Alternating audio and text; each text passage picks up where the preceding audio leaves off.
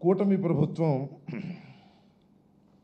అధికారంలోకి వచ్చి 12వ తారీఖుకి ఏడాది పూర్తి అవుతుంది. ప్రభుత్వం అధికారంలోకి వచ్చి కాదనుకోండి, చంద్రబాబు నాయుడు గారు ప్రమాణ స్వీకారం చేసి 12 మాసాలు అవుతున్న సందర్భాన్ని పురస్కరించుకొని చంద్రబాబు నాయుడు గారు ఏడాది పాలన పూర్తయిన సందర్భంగా పెద్ద పెద్ద ప్రకటనలు, నేషనల్ మీడియాలో పుంఖాలుగా స్టోరీలు, సరే హైదరాబాద్లో ఉన్నటువంటి ఎల్లో మీడియాకు సంబంధించినటువంటి ఆ యాంకర్లుగా చెప్పబడే వాళ్ళందరూ వచ్చి ఇంటర్వ్యూలు తీసుకున్నారు. ఆ ఇంటర్వ్యూల్లో అద్భుతమైనటువంటి పొగడ్తలు నేను కూడా చూసా. 3 టీవీలు ఉన్నాయి కదా, దానిలో ప్రధాన యాంకర్ల పేర్లు ఎందుకు వాళ్ళు వచ్చి చంద్రబాబు నాయుడు గారిని అద్భుతంగా పొగిడారో అంత అద్భుతంగా పొగిడారు. చంద్రబాబు నాయుడు గారి సిగ్గుపడే స్థాయిలో వాళ్ళు ఆయన్ని ప్రశ్నించారు. ఏమండి, ఏమిటి ఇంత తెలివితేటలు మీకు ఎక్కడి నుంచి వచ్చినాయండి?